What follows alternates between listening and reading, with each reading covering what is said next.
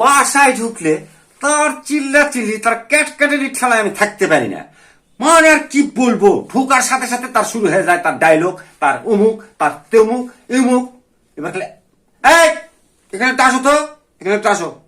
দিনে দিনে কি সাহস বেড়ে যাচ্ছে? বাড়ির মধ্যে এসে আমার সাথে চিল্লা চিল্লি করতেছো? এত বড় সাহস! এই আমি কি চিল্লাচিল্লি করি কও?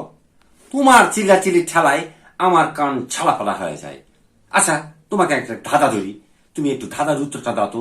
শোনো, যতক্ষণ পর্যন্ত তুমি ধাঁধার উত্তরটা না দিতে পারবা ততক্ষণ পর্যন্ত কোনো রকম টু শব্দ মুখ দিয়ে করবা না, ঠিক আছে?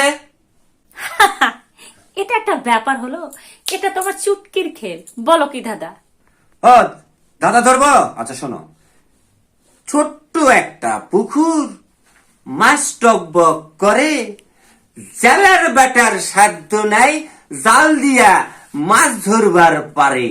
কত এই ধাঁধাটার উত্তরটা কি হবে? যদি তুমি এই ধাঁধার উত্তরটা দিতে পারো তোমাকে 1000 টাকা পুরস্কার। তবে শর্ত একটা, যতক্ষণ পর্যন্ত এই ধাঁধার উত্তরটা না দিতে পারবা ততক্ষণ পর্যন্ত কিন্তু তোমার মুখটা বন্ধ থাকবে। বুঝতে পেরেছো?